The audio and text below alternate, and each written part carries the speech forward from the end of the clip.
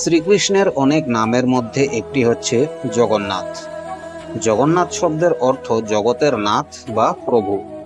পুরাণ বলে শ্রীকৃষ্ণের বোন সুভদ্রা বাপের বাড়ি এলে তিনি দুই দাদার কাছে নগর ভ্রমণের ইচ্ছার কথা জানান। কৃষ্ণ ও বলরাম তখন সুভদ্রার সঙ্গে রথে ঘুরতে বের হন। এরপর থেকেই নাকি রথযাত্রার সূচনা। আরেক কাহিনী মতে পুরীর জগন্নাথ মন্দিরের পাশে গুন্ডিচা মন্দিরে শ্রীকৃষ্ণের মাসির বাড়ি। তাদের মাসি তিন ভাই বোনকেই বাড়ি আসার আমন্ত্রণ জানান।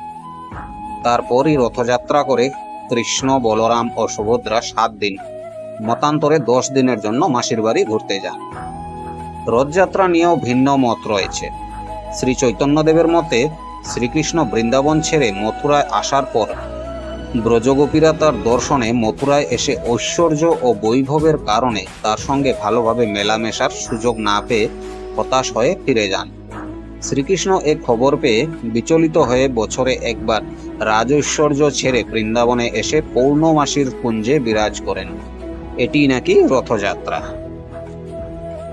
অন্যমতে মামা কংস কুমতলবে কৃষ্ণ ও বলরামকে মথুরায় নিয়ে আসার জন্য রথসহ অক্রূরকে বৃন্দাবনে পাঠান।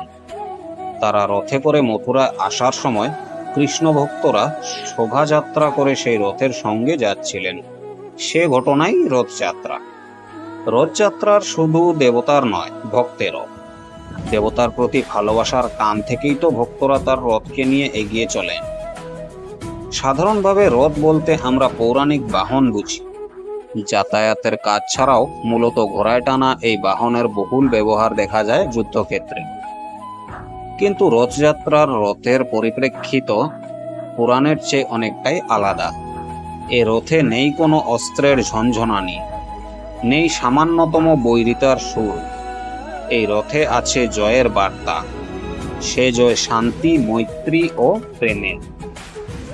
রথে আসেন বলরাম, সুভদ্রা সহ প্রভু জগন্নাথ। এই 3 মূর্তি নিয়ে বিতর্কের শেষ নেই। অনেক পণ্ডিতের মতে এই 3 মূর্তির রূপকল্পে অনন্তের ব্যঞ্জনা ধরা পড়ে। বিচিত্র এই রূপের কারণেই বৈষ্ণব থেকে শুরু করে শৈব সব ধর্মই আপন করে নিয়েছে জগন্নাথকে। তিনি তাই হয়ে ওঠেন শৈবের শিব, বৈষ্ণবের বিষ্ণু। শাক্তমতে তিনি দেবী বিমলার ভৈরব। বৌদ্ধশাস্ত্রে জগন্নাথ, বলরাম ও সুভদ্রা যথাক্রমে বুদ্ধ, সংঘ ও ধর্মেরই প্রতিরূপ। জৈন মতে এই 3 বিগ্রহ তাদের ধর্মের আদি প্রবর্তক ঋষভ দেব প্রচারিত সাম্যক জ্ঞান, সাম্যক চরিত ও সাম্যক দৃষ্টির প্রতীক। দেখা যাচ্ছে নানা ধর্মের নানা মতকে এক সুতায় বেঁধেছেন জগন্নাথ।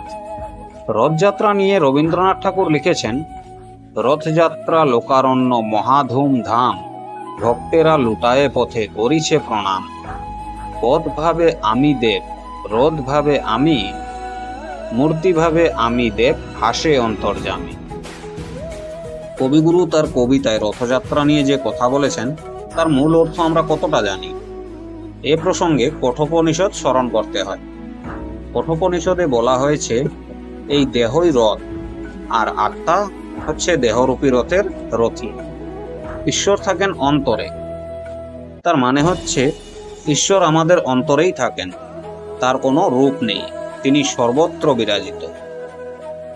মানুষের জীবনে সব উৎসবের মূল ভিত্তি হচ্ছে মানুষের সুখে থাকা, সমৃদ্ধিতে থাকা ও শান্তিতে থাকা। রথযাত্রা জগন্নাথ দেব, বলভদ্র ও সুভদ্রার সংসর্গে অর্থ, সুখ, সমৃদ্ধি ও শান্তির প্রতীক হয়ে ধরা দেয়।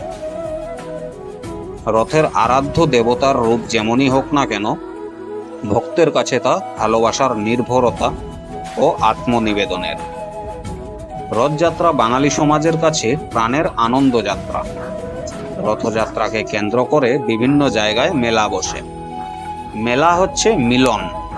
এর মূল সুর সর্বধর্মের সমন্বয়।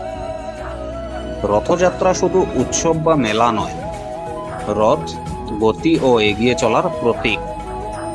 এই পরিবর্তনশীল বিশ্বে বারবার যুগান্তরের প্রতীক হিসাবে কবির কলমে উঠে আসে, পতন অভ্যুদয় বন্ধুর পন্থা, যুগ যুগ ধাবিত যাত্রী, হে চির সারথি, তব রথচক্রে মুখরিত পথদিন রাত্রি।